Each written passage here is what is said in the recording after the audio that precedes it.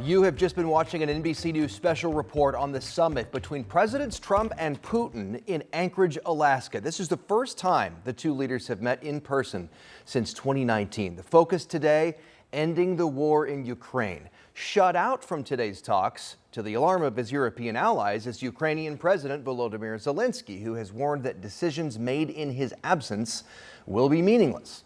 Both Presidents Trump and Putin do plan to hold a news conference this evening following their meeting. We're going to be monitoring this throughout the afternoon and the evening. We'll have the latest as it happens. And tonight on 13 News at 11. It is now 4 o'clock. Thanks for joining us. And we start with a heartbreaking story in Delaware County. A 10-year-old girl found dead inside a car. Marina Silva is working on this story today. She actually brings us the latest on what happened in the small town of Selma. We learned her dad is actually a deputy here at the Delaware County Sheriff's Office. This is a tragic situation that is hitting close to home for a lot of people. Multiple agencies were called to this home yesterday evening for a 10-year-old girl who was found unresponsive in a car. The girl's family lives in Selma, which is about 7 miles from Muncie. Indiana State Police told us the girl had a documented lifelong medical condition. You know, this is a heartbreaking case, as with any case that's involving a child, but our top priority is to gather all the facts before we draw any conclusions. Indiana State Police says they do not suspect foul play in this incident, again calling this a tragic incident. Reporting in Delaware County, Marina Silva, 13 News. Thank you, Marina. And a 25-year-old man is dead after an overnight shooting on the city's northeast side.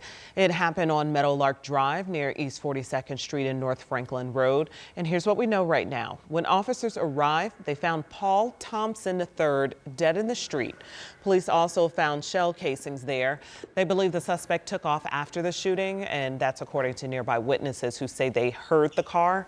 We have reached out to police to see if they have identified any suspects or know of a motive. And we have an update this afternoon in the battle to redraw our state's congressional maps. So Republican lawmakers here in Indiana have all been invited to the White House for a meeting later this month. As we've been telling you, President Trump is pushing for some states to redraw their congressional districts to pick up GOP seats in the election next year. It's expected that would keep a slim majority among Republicans in Congress. Now in Texas, the Republican majority is already in a special session to redraw their state's maps. But in response, now you've got Democrats in California threatening to redistrict there to try and pick up more Democratic seats to cancel out any Republican gains in other states. Remember, redistricting is something that normally happens every 10 years based on shifts in population. So when and how does this political tit for tat end? We talked about it this week on Crossroads Politics. If Texas moves ahead, it's, we have every indication. Yeah, I mean, it's basically like a nuclear arms race, right? Right. Like, Yeah. Yes. And the ultimate end is, ironically, is we would, if every state did it, we'd probably end up around the same. Where we are. Right. That's what I was going to ask. It seems like But are we that's also where we'd be. setting up this new thing that we are going to redistrict every 2 years? I mean, I personally don't want to redistrict every 2 years just because it's a lot of work. It's also a lot of money. To call a special Exactly. session is in the hundreds of thousands, is it not? Yeah, it's something like $30,000 a day, and that's largely for increased per diem and staffing, things like that. Yeah. Okay. That, it's interesting you use that phrase, nuclear arms race, because that's what one of the Texas lawmakers said to me, and it likened it exactly to that, and saying, and used the phrase, good for the goose, good for the gander, not good for democracy, basically. So. That was our State House reporter Emily Longnecker and Nikki Kelly, who's editor of the Capitol Chronicle. Much more coming up at 5. And then you can watch Crossroads Politics Sunday morning at 10, streaming on WTHR+. Hamilton County is now reporting its first human case of West Nile. This is the second human case reported in Indiana this summer. The first case was reported in Vanderburgh County last month. Hamilton County has confirmed its first West Nile virus positive mosquito sample in June. Since then, officials have been surveilling and testing the insects throughout the county. Okay, take a look at your screen here. Here are the West Nile symptoms. A lot of you have seen this before. It's important, though, to show you again to remind you. Rash, fever, headaches, and body aches. And remember, health experts say it's important to use EPA-registered insect repellent. Cover your skin when you are outdoors and avoid outdoor activity around dawn or dusk specifically. There you go. Those with DEET is the strongest. DEET, there you go. DEET is the strongest. All right, here is a look of downtown Indianapolis. As you can see, hazy and gray at times, sometimes peaks of sunshine, just depends, but hot all day long. The humidity definitely came back today. It did. In fact, we've been watching the radar. Overall, there's not a whole lot happening, but every now and then we get these very isolated little showers that pop up. And while overall we've been saying it's going to be a dry weekend, I think we do have to watch for that isolated shower chance. So let's start with temperatures as we always do. Also that nice skyline shot that you saw. There were a few showers off in the distance on this shot. We are looking south, and on the south side we do have a couple showers I'm going to show you on radar here. But overall, there's a mix of sunshine and some clouds. It just depends kind of what part of the day you're in. During the afternoon, we saw kind of the atmosphere start to bubble up a bit. That produced a few of those clouds and, yes, even a few of those isolated showers. We're currently sitting at 90 degrees. There are many other locations still into the 80s, but we made another 90-degree day for today. 93 is now our heat index, although there are a few locations that are now approaching or maybe surpassing 100 degrees in a few isolated spots, but we don't expect the heat index to get into those dangerous values, at least for this afternoon. I mentioned that radar overall was pretty quiet. Most of you are not receiving rain, but when you get in real close, you can definitely see a couple of little pop-ups here near Southport that have rolled on through. Most of these aren't going to impact you, and most of you will not see rain, but because there's enough humidity, as Dustin said, the humidity has come back. Every now and then we can get a few of these pop-ups here and there. The overall pattern is to keep things relatively quiet.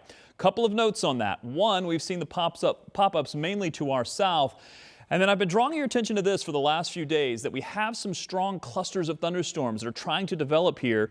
We don't think they're going to make their way into Indiana, but that's something we're going to be talking about as we look to our weekend forecast. I'll have a little bit more on that coming up in just a few minutes. In the meantime, clear sky for tonight. Temperatures down around 72. Tomorrow we go to 93. It's going to be our high temperature tomorrow, and it's not the hottest temperature I have in the 7-day forecast. More on that in a bit. In the meantime, traffic, well, we have a few accidents that were showing up on the board. Most of those are starting to drop off, and most of them weren't on the major thoroughfares, which is good news.